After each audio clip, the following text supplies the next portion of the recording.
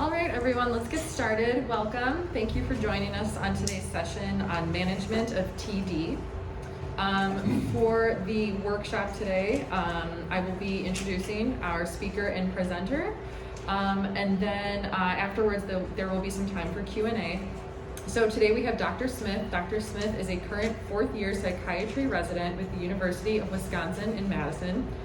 Through her time at UW, she has been part of public health and rural medicine track, which she hopes to put into practice after graduation. Next summer, she is looking forward to returning to her home state of California to serve the needs of the rural communities. So, like she said, I'm Dr. Megan Smith. I am a fourth-year resident with UW-Madison. And I wanted to know just kind of what the makeup of the group is today. So, who in here is a mental health prescriber?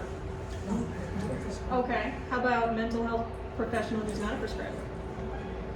Okay. How about a patient or family or peer support? Both. Okay. And anyone I missed? Oh, okay. Sorry? Okay. Well, thank you all for being here. And I tried to make this talk that could be targeted as a wide audience as possible. So, tardive dyskinesia, what is it? What can I do about it? So, let's start with, what does the word mean? Tardive means late onset. Dys, abnormal. Kinesia, movement. So this is abnormal movement that comes on after some time. What that actually means is this is a side effect that happens with certain medications after someone has been taking these medicines for quite some time. And this is an involuntary, often initially unnoticed, movement of the mouth, chest, hands, or feet. So we have an example right here, and we'll be, this is taken from a video and we'll be meeting him later, but you can see that some of this, it looks like it could be fidgeting. It looks like he could just be nervous. So this is kind of a difficult diagnosis to make at times. So what can this look like? So one of the classic presentations is kind of a chewing, licking the lips, puffing out the cheeks. Generally this is one of the first symptoms people notice. And when we do assessments of people with our standardized scales, one of the questions is this person wearing dentures? Are they having any dental problems? Because if someone's having dentures and is messing with them, it can look like TD. So that's why that's an important question. And all these are TD patients, so you can see just how it's affecting them. So otherwise, it can be nervous or restless movements of the feet. Again, this is one of those things where you look at it and you think, well, couldn't that person just be nervous and fidgeting? Certainly possible. It's kind of just something you have to take into consideration when you're evaluating whether someone has tardive dyskinesia. And then this gentleman has some truncal movements as well, so you can see just kind of, very occasional shifting of his chest. So tardive dyskinesia can happen in all these places or just one of these places. So I have here some personal stories of people with tardive dyskinesia. The first one is Raven. He is a gentleman with schizophrenia, and hopefully my videos work. It really seemed to work for a long time. When I started having the movements, I had no clue whatsoever. Other people would notice them and ask me, why are you nervous, or why are you fidgeting so much? I'm like, what do you mean? I'm just sitting here, or I'm just standing here, not doing anything. So I had no idea what they were seeing. I noticed that Raven was having some movements, and they were very unusual. And he didn't seem to notice himself. When my mom first noticed it, she would be like, stop fidgeting. Or she'd just walk over and place her hand on my leg to keep it from, to remind me to keep it from moving, which was really frustrating because I'm like, I didn't realize what was happening, and I'm like, well, I can't stop it from moving, and I didn't know why. Long-term. Okay.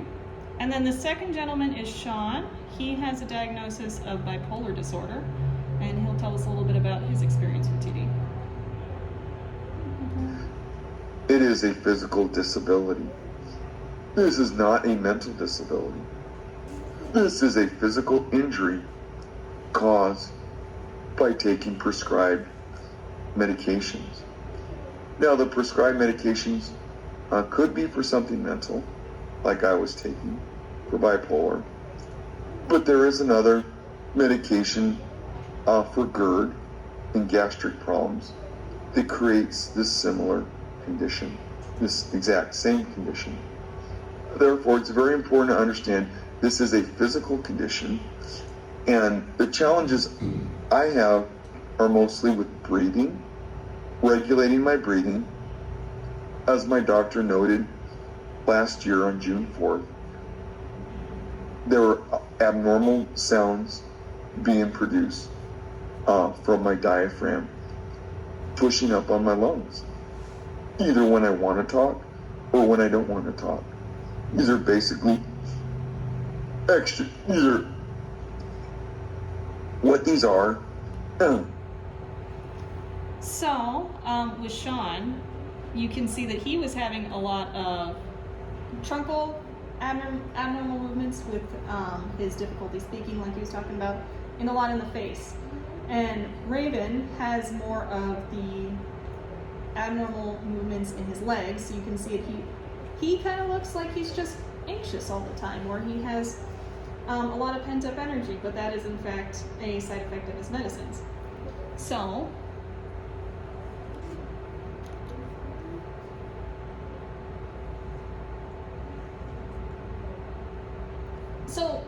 this is a difficult diagnosis to nail down, just because it can look like so many other things.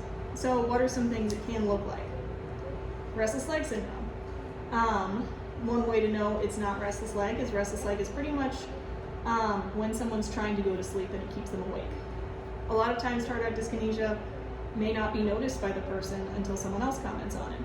So restless leg is going to bother the patient much more so initially than tardive dyskinesia might. Dystonia. This is another movement disorder associated with a lot of the same medications. This is going to be a prolonged, sustained contraction of one particular muscle. So, and this happens shortly after patients receive a dose of the medicine. Usually it's with injectable medicine. So if they receive an injectable medication and suddenly their head is stuck like this, that is much more likely to be dystonia compared to tardive dyskinesia. Akathisia, another one of our movement disorders associated with these medicines. This is more an inner sense of restlessness. It's very uncomfortable. People will feel the need to get up, move around. They feel like if they don't move, they might just crawl out of their skin. And this is, again, a short-term response to the medication. So this will appear shortly after the person takes this medicine. This is not likely to appear after someone's been taking the medicine for a while. Tremors. So as people age, a lot of people are going to develop tremors, both associated with Parkinson's disease and essential tremors, which just runs in families. And it's important to note that tremors is more just a shaking of a particular limb, and it's regular. As we saw with Sean, it was big muscle groups. It wasn't just one muscle, it was his whole face and neck and diaphragm. And with Raven, it wasn't just one leg, it was both of them, and he was having a lot of muscle groups in the same leg. Voluntary nervous habits. This is the one where it's hard to parse apart. So, and this is something where the person themselves might have to tell you, are you doing this? Is this you and your nervous habit, or is this something that you have no awareness is happening? And it doesn't matter whether you're calm, whether you're totally at ease, are you still having these abnormal movements? And this is something to figure out. And then tics.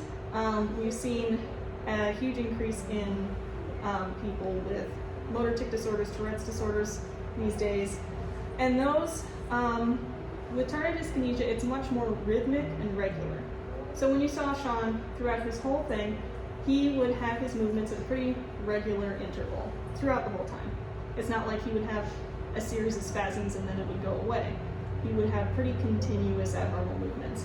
Tics are more, they might have a series of tics in a tic attack, or they might have one every so often, but it's not nearly as regular or as continuous as the movements in tardive dyskinesia. So, the important part, what medications can cause tardive dyskinesia? And the answer is a whole lot of them.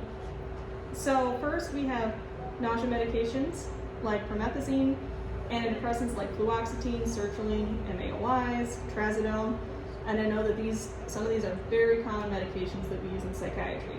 Seizure medicines, antihistamines, hydroxyzine, we like to use it for anxiety and sleep, and decongestant medications, as well as malaria preventatives for someone who's traveling, any medicines for Parkinson's disease, benzodiazepines for anxiety, lithium, and stimulants for ADHD.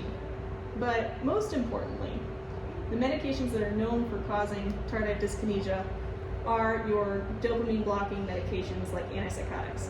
And that's probably the most relevant discussion for NAMI is these medicines which are used long term and at high doses for people who need them, but they can cause tardive dyskinesia with long use. So here you're going to see a lot of dopamine blocking medications. These can be used in schizophrenia, in bipolar disorder, in severe personality disorders, in severe anxiety, severe depression, severe insomnia. So these are generally medications used for severe cases of mental illness. Yeah. Clozapine is included in the list, but it has less risk than some of the others. Actually, I'm going to talk about clozapine in the next one. So, how likely is it that, you're saying I take one of these medicines, how likely is it that I'm going to get tardive dyskinesia? So, of people who are taking antipsychotic medications for at least 3 months, 20 to 35% of those people will eventually develop tardive dyskinesia. The flip side of that is 80 to, math is not my strong suit, 65% of people are not going to develop tardive dyskinesia. So that's a different way to look at it. The risk is not the same in all of the antipsychotics. So in general, our first generation or typical antipsychotics are higher risk than our second generation antipsychotics. So here you can see highest risk is Haldol and fluphenazine. Lowest risk is your clozapine. So clozapine actually has less risk than all the other antipsychotics. Yet another reason why we like clozapine. So, we have risperidone and paliperidone, which have features of both first generation and second generation, so they kind of lie in the middle. Then we have quetiapine, aripiprazole, and olanzapine, which are more of our pure second generation. Those are less risk. Then clozapine has the least risk of all these medicines. So, what are the risk factors for developing tardive dyskinesia if you're taking these medicines? So, if you're on a higher dose of the medicine, if you're taking the medicine for a long time, older folks are more prone to having side effects of any kind with any medication, and the same is true of tardive dyskinesia. There's a genetic predisposition, so if, say, you have a relative who's taking these medicines and got tardive dyskinesia, you are more likely to do so yourself just because of cellular variations. And alcohol or drug use can increase your risk. So, and the question is, how does this happen? Basically, it's we are using dopamine blocking medications to control a variety of mental health symptoms, particularly psychosis. And psychosis is caused by too much dopamine in a particular kind of part of the brain. And that's why we use dopamine blockers. The problem is, dopamine is also used for movement in your brain. So, when we give dopamine blockers, you can get kind of these movement symptoms, the dystonia, the akathisia, and the tardive dyskinesia. And basically, why this happens over a long time is, think about it like you're riding in a car, you're the driver, your friend has the phone with the Bluetooth music on it. Friend's playing the music too loud, so you turn it down. He thinks he wants the music up louder, so he turns it up higher on his cell phone. You're like, nope, you turn it down. He turns it up higher on his cell phone. And then eventually, when he unplugs the phone, that music's going to be really, really loud or really, really quiet because you've both been trying to adjust it as things go on. And that's kind of what happens with the medication. We give you dopamine blockers. Your body says, this is weird, I don't like this. I'm going to try and make my dopamine more effective. And then time goes on, it keeps being like, my dopamine still isn't working, I'm going to put out more. And then when you take away the medication, these symptoms can get a lot worse because all of a sudden, your body's been ramping it up while you've been tamping it down, and things can get a little out of whack. So, what can we do about this? Good news is there are treatments available. So, there's a lot of different things people have tried. Some of them are evidence-based, some of them are purely anecdotal. There's a fantastic article down at the bottom that goes over the levels of evidence for which interventions work. So in the past, a lot of people would decrease your medication or taper your medication. Problem is, like we just talked about, that can make your symptoms worse because you're taking away that control that had been keeping things at least under wraps somewhat. So we also talked about one medication has less risk than the other. Why don't we switch from one of those high-risk meds to a low-risk med? Well, after TD has already happened, it's not clear whether this is actually helpful. So, and just a note for any patient's family, peer supports in the room, it's never a good idea to stop your medication without your doctor knowing about it. Always good to talk to your doctor if you're having these symptoms and ask them what you can do about this. So, just recently we've had some medications approved to treat tardive dyskinesia. Amantadine is a medication that's been around for a while. This is something that's used in Parkinson's disease, but they've recently found that it is helpful for tardive dyskinesia, and for anyone who's interested, that is level C evidence. But then we've also had the benazines come out. These medicines are VMAT inhibitors. They help prevent excess dopamine. So that's tetrabenazine, deutetrabenazine, and I didn't list it here, but also valbenazine. All these medications are available. Since they're new, they might be expensive. So that's something to keep in mind if you're prescribing these medicines. Do your best to get a prior auth, figure out. So far, it doesn't appear that tetrabenazine, deutetrabenazine, or valbenazine, whether there's one that's more effective than the other. So I would say go for the one that you can get for cheap. So other things you can do, supplements. Ginkgo biloba has actually been found to be helpful for tardive dyskinesia, and that's level B evidence. So that's even better than your tetrabenazine and your amantadine. I recommend Nature Made. When you're looking at supplements of vitamins, Nature Made has been, it's not the FDA, but there's some other governing body that has investigated, and Nature Made has been endorsed by them. So that's why I like Nature Made, because someone's keeping an eye, because for a lot of supplements, that's not the case. Vitamin E, evidence has yet to show on a large scale that this has been effective, but I figure why not just make sure you're getting enough vitamin E? Some people have been finding it helpful on an individual basis. Some other medications that have been investigated are your B vitamins. So I'd recommend kind of a good multivitamin plus ginkgo if you're already having signs of tardive dyskinesia. So the question is, I don't want to get this. This looks terrible. Should I stop my medicines? And, I'm going to say any medication has side effects. And generally, if someone's taking one of these medicines, it's because they really need it. It's because if they don't have this medicine, they end up hospitalized, they end up attempting suicide. Things go very badly when someone doesn't have their medicine. So, I'd encourage you to think, what benefits are you getting from this medicine? If you are worried about this, talk to a prescriber about it. Ask, is there something lower risk that I could be switched to? This is a concern for me. What are the risks of TD with this medicine? What are the whole complement of side effects with this other medicine that has a lower risk of TD?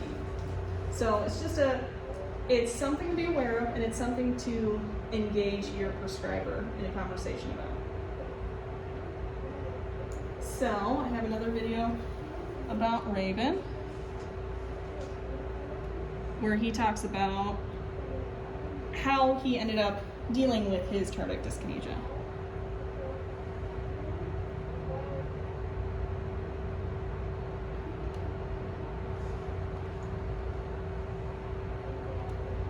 Distant depression, because I start to feel like I'm looking like myself again. The fact that my parents approached me about it made me aware of what was going on was pivotal. They insisted on coming to the doctor with me, which was life-changing because they got me to switch doctors to someone who was more aware of the condition. They've just been with me every step of the way. It was great to kind of know where the symptoms came from. It was really important to me because it let me know that there's nothing wrong with me.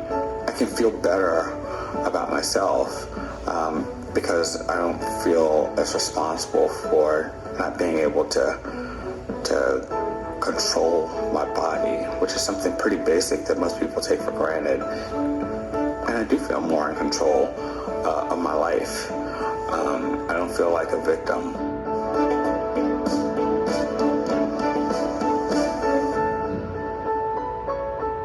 Special thanks to Dr. Nasrallah and Dr. Anderson.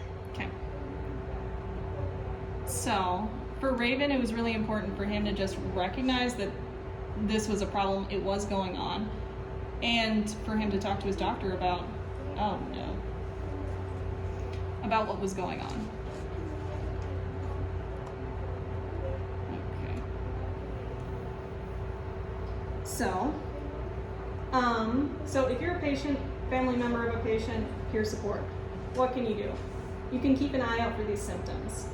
You can talk to your doctor if you're noticing any of the symptoms. You can talk to your doctor about how to reduce your risk if you don't have any symptoms.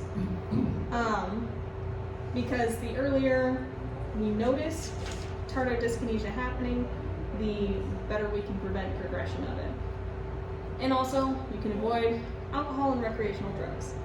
So, recreational drugs are fun because they alter brain chemistry. And when we're altering brain chemistry, we're also interfering with the medicines that we're using to treat mental illness.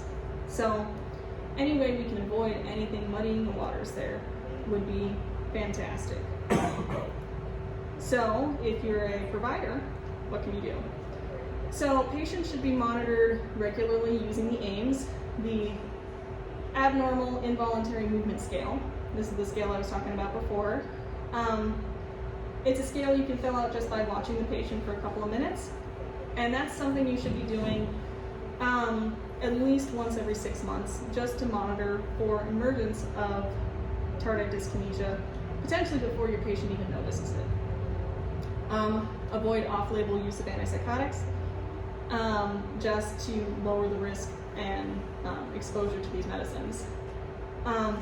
Lowest effective dose of medications, that's pretty standard for any side effect. If your patient can get by with less, give them less, and that will reduce their risk of developing tardive dyskinesia. Avoid the use of multiple antipsychotics at the same time. So, at UW-Madison, if we are discharging a patient and they're on 2 antipsychotics, we have to fill out a whole thing saying, this is why, it's a hard stop in our computer system, because 2 antipsychotics shouldn't be given unless the patient really, really needs it, unless they have really severe disease. So, sometimes I see folks giving 1 antipsychotic for their mental health and 1 antipsychotic for, say, sleep, maybe some quetiapine. That's probably not the best choice, and if you can get away with something else, or like melatonin, or if you can use the same antipsychotic for sleep as well, then that would be best. And then also the APA has a handy little handout for how to treat tardive dyskinesia if it should happen, and the link's in there.